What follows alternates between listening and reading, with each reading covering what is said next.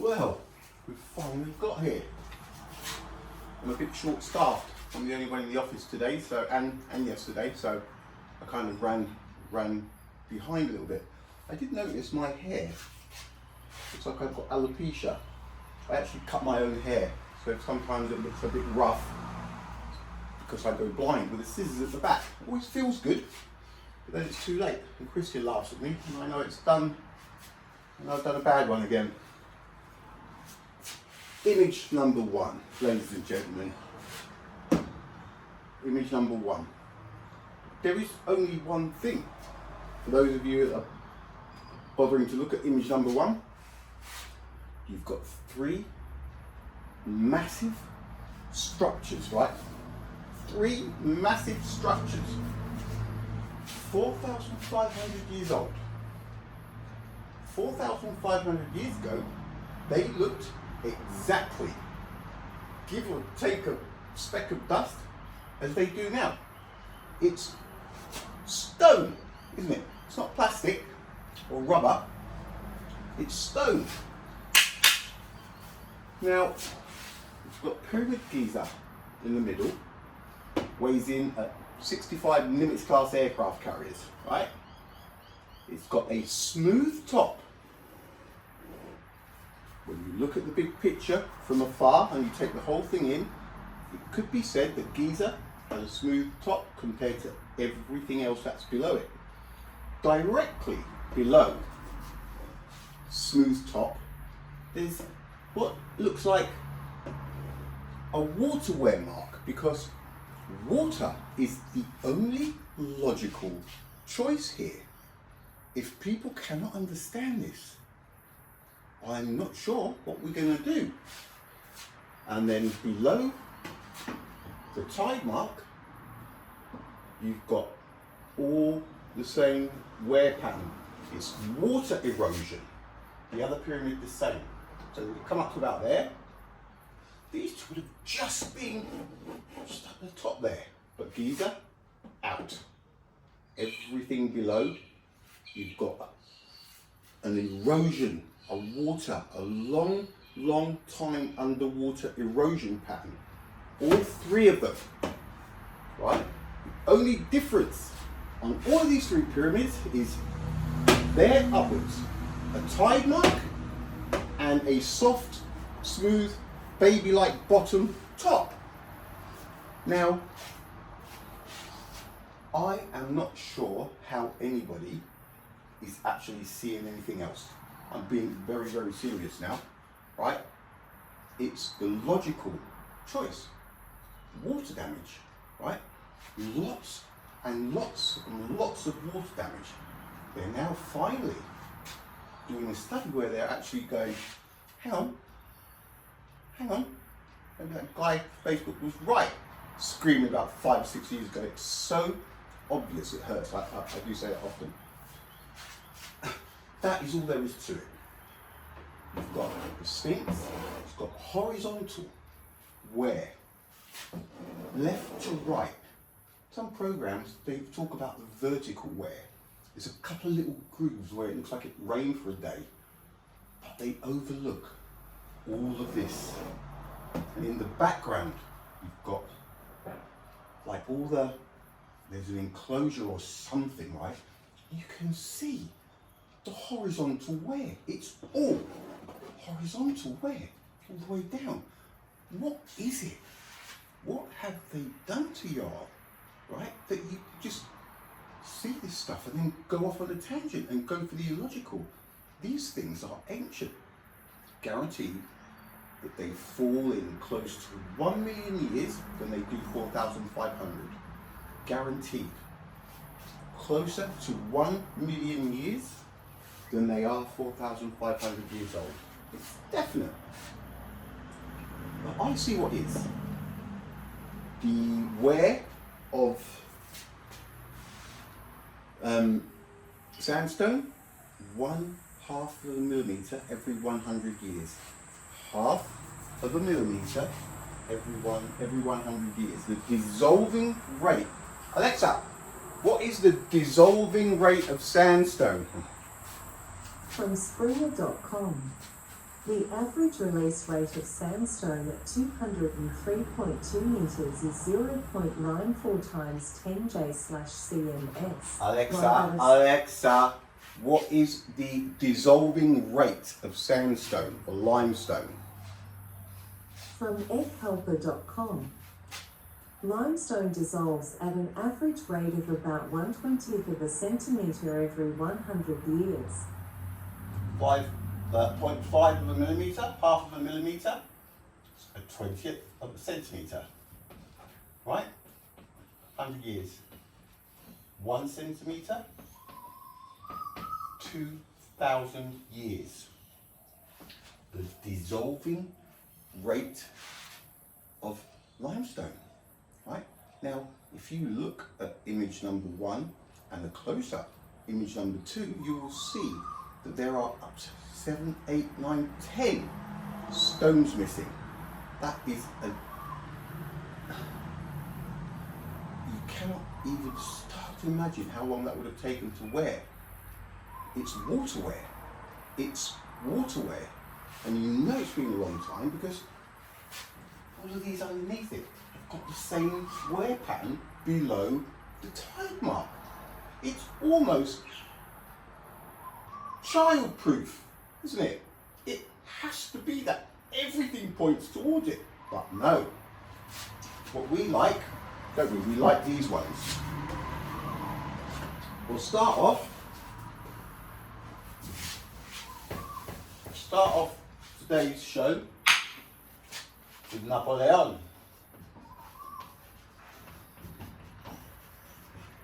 Bonaparte.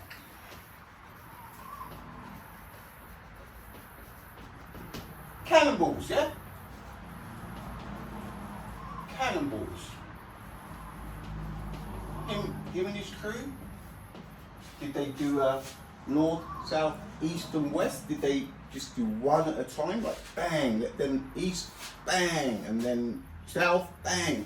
Or did they anchor for an hour, bang, bang, bang, fire quite a few off and then lift the anchor up, go around to the east side, throw the anchor down, bang, bang, bang? Is that how they did it? Or were there 8 ships maybe, and they just bang and bang? It's hard, isn't it? Hard to know, because all we know is there's a big groove about 20 meters wide. In some places it looks like 8, 9, 10 meters deep, and all 4 sides, north, south, east and west. It looks remarkably like a waterware pattern. So Napoleon has really pulled one out of the bag. So yeah, that's one. We've got lightning. And lightning has got a little bit of momentum. Lightning. And why has it got a little bit of momentum? Because we know it's very rare for it to strike in the same place twice. Therefore, it would make sense that it went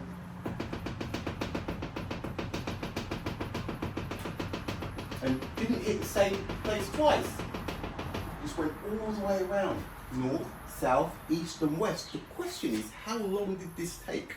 Was it like a one storm, one night, or over a week? Various storms? Whatever it was, lightning did not strike twice. Maybe an inch, like a tattoo gun. Like a tattoo gun, right? Very close, but not in the same place twice. Not in the first layer, anyway. So we've got Napoleon Bonaparte, cannonballs, right?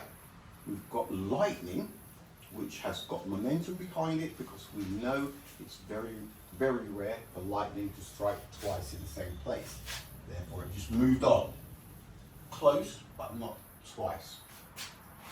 We've got earthquake damage, which again, it's remarkable because the other 2 pyramids were left. It's almost as if Giza, the weight of Giza, maybe when the tectonic plates have collided, it's just sucked up. Maybe it's gravity because it's got more mass. So Giza has just attracted all of the shaky, and it's lost like a necklace of 1.5 ton, 2.5 ton stones, right? All that work. And this necklace that the earthquakes caused, right, shook and shook all night long. But the other two were right. But what it's created is a channel, it's almost like a channel, right? But it's almost like a waterway mark, like the earthquake damage. Almost like a watermark. It really, really is. In fact, it just is, isn't it? It's so close. It's amazing what earthquake damage can do. Then we've got wind, which is a popular one, right? Wind and abrasive dust, right? Not just dust, because for that you need very, very fucking abrasive dust, right? And lots of it. So what we have is wind and dust. So as the wind comes from, doesn't know what direction it comes from, as soon as it gets near the Giza Plateau, it channels. Somehow, it just channels towards here.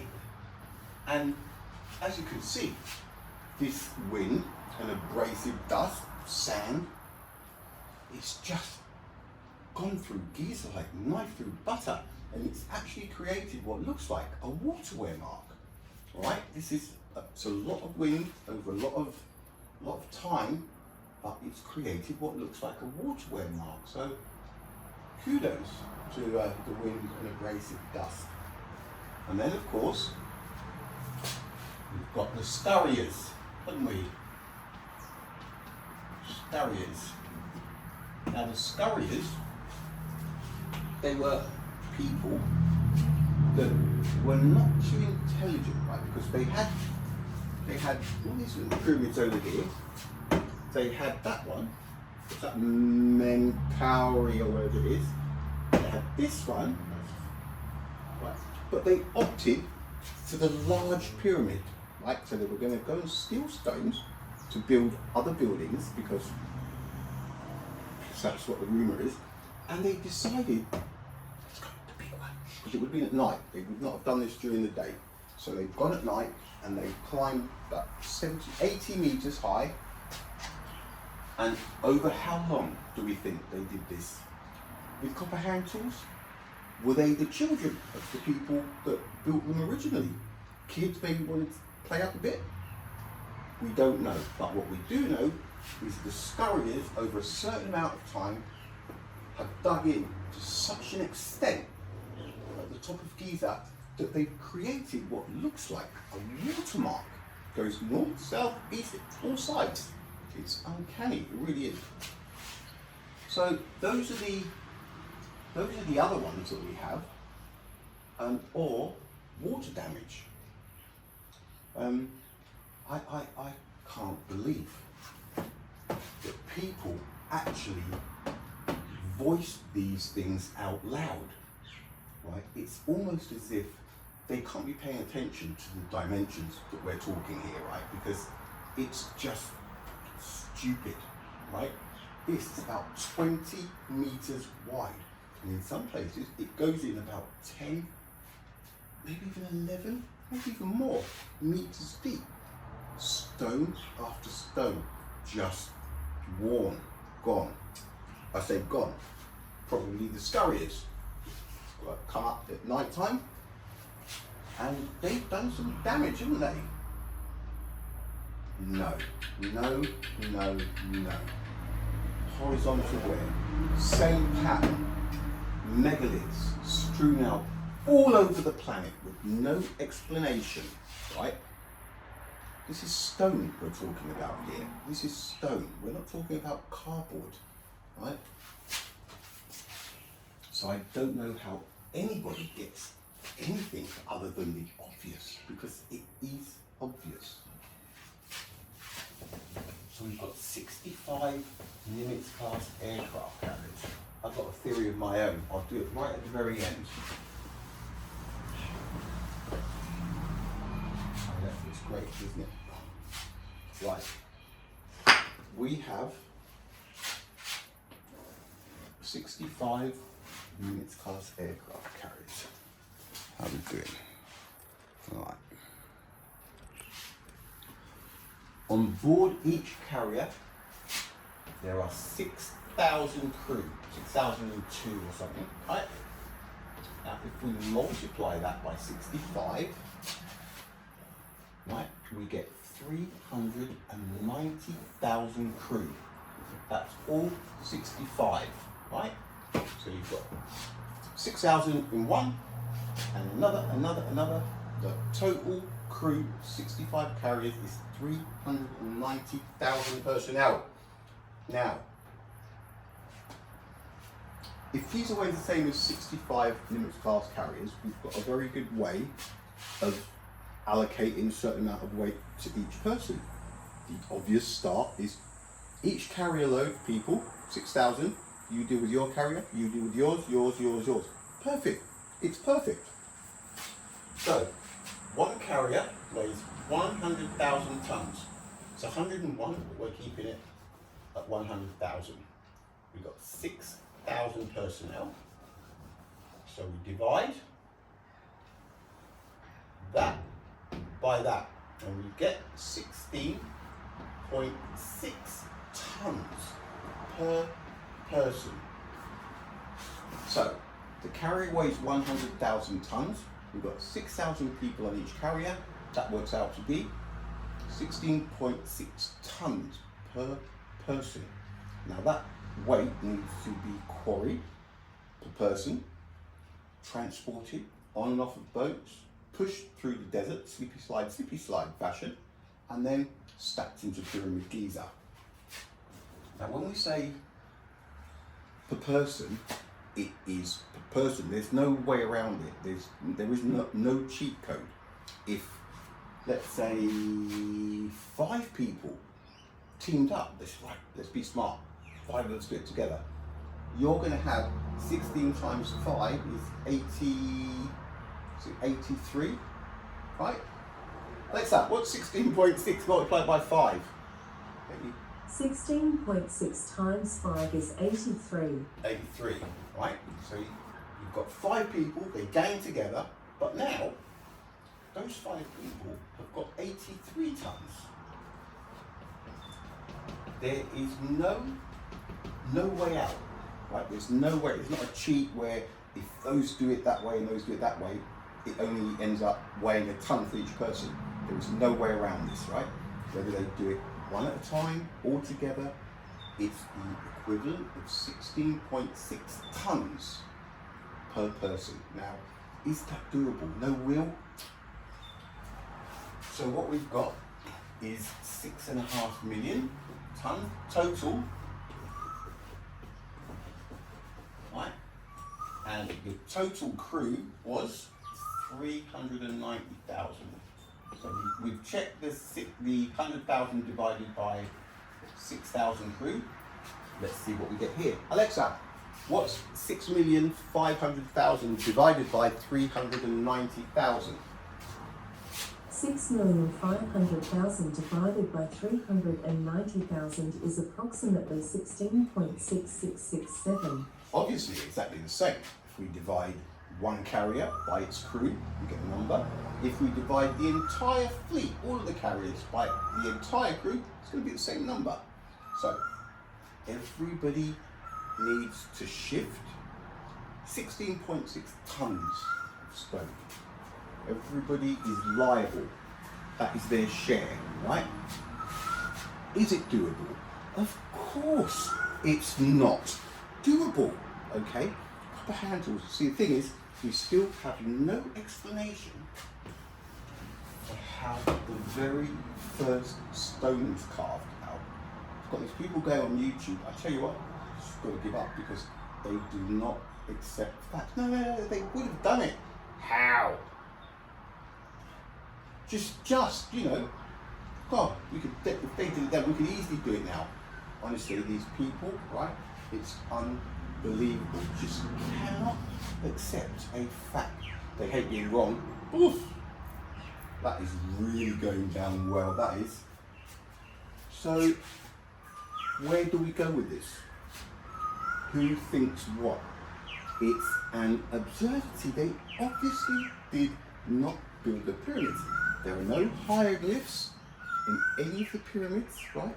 There's no indication of how the pyramids were built. It's just impossible. And people can't see.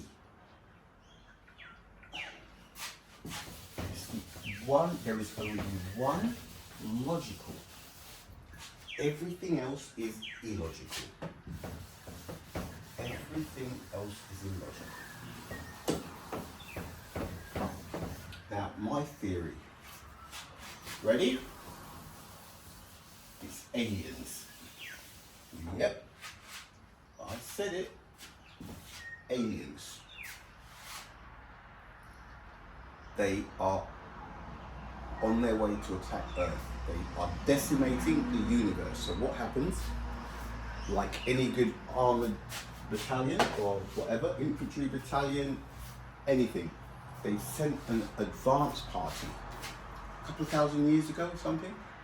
Do they not have possible space ship in Antarctic in the ice?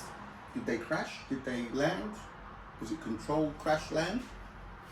What we do know is that this is aliens, because what's happened, they have infiltrated the governments around the world. The aliens, the advanced party, with the main party probably cleaning up the last planet they devastated, they come here, the advanced party, and they infiltrate the governments. So what they do, they get to find out where the strength is, where the weaknesses are. This is the whole planet, right? So they're eyeing everything up, and I bet it got to a stage where they thought, we're going to be all right here, you know, this lot. And I'm thinking they threw the Jesus thing in just to see what people would fall for, okay? And as time went past, they probably went, hang on, look, we've got this. So they would have radioed to the main group that were on their way, and they would have said, hey, guys, just skip us, we're going to stay here for a while. We're going to have some fun, right? Because they believe anything. So we're just going to throw some absurdities at them. So one of the fairly recent ones was the climate change. So I reckon what would have happened, whether she's an alien or not, I don't know. But at some stage, one alien said to another, send the girl, tell her to scream, climate emergency outside one of the consulates or something like that. And within a year, it was madness. Now these aliens that have infiltrated the government see this, and now they're having a laugh, aren't they? They probably, a few thousand years ago, said, let's tell them that the Egyptians built the pyramids, and that stuck.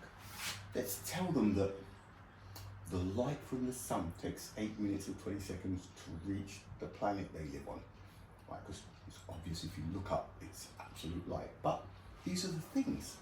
So now, the aliens are here, right?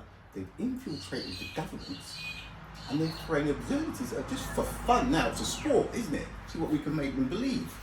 Right? So that's my alternate theory. But the original theory is obviously Giza has obviously been under das Wasser and got plenty of horizontal water damage here. Not vertical, horizontal. See, again, it's that one snippet of information that people are missing. What is it everyone's missing? Of course, it's a Chachina, isn't it? One guy who's in charge of Egypt, he's a wicked person. You think you not see him? See right through it. Every now and again, hey, look what we've discovered. Some statues, statuettes, right? Some old ancient, maybe tiny tickets, old ancient pharaoh's dolls, right? Made out of clay, very delicate, right? In good condition, look at you, being underground for a few thousand years. Oh! Yeah. 10 grand, yeah. I'll ship some to the US, I'll ship some to England. Very, very exclusive stuff. Occasional mummy comes out. Oh, we didn't see this before. we should put it on display at some museum. Cha-ching! Cha-ching! Money! It is so obviously a business. People are just so oblivious to this part of the exercise. Just don't even see it. All I see is people wanting money. Now, this is what it's all about, though. This.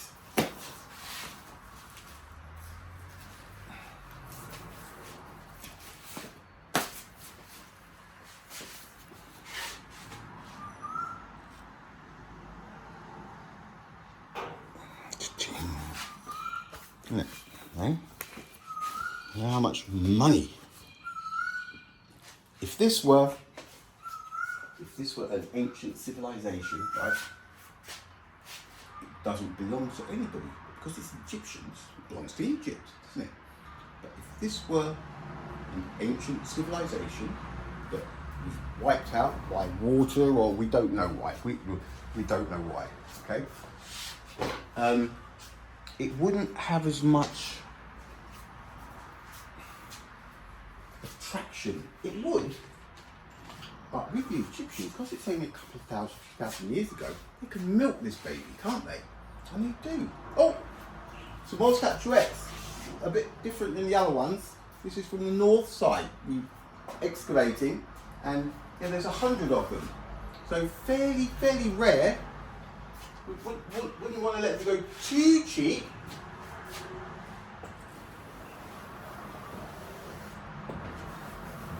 One thing is for sure, the Egyptians did not even carve the first stone out. And if they did, please do show, because it wouldn't be cricket otherwise, would it? You can't just carry on with this theory, all of these brick walls and no explanation. Surely you can't just keep going, can you? Can they? Oh. No, they've got back to me. My mensch, I'll go again today. Maybe they think I'm going to go quiet. It's quite serious, isn't it? The speed of light, relativity, the age of the universe, space travel, communications, all that stuff. You know, how can it be? Porcupines? What's porcupines? Most definitely. Because it can't be measured. It can't be slowed down. Light is light. Luz es luz. Luz es luz. So that is about it, I think. It really is. This inability to see what is. You people have been programmed to dig your heels in as well. You think we're an absurdity, a conspiracy theorist. One of your lot said to me the other day, what did he say? He said, I can't remember what it was he said. I can't remember. The reason you do it, hopefully it will come to me. Anyway, I think that's all for now. I've forgotten anything. I don't think so. We've got the alien theory. We've got the what's fucking obvious, it's right in front of us. We've got the other image, the carriers, 65 Nimitz class aircraft carriers, the wind and the abrasive dust, and the fact that it's a business, but people think it's, you know, real. 16.6 tons per person. Alright folks, nothing left to see here. 29 minutes. Alright, laters. They didn't do it.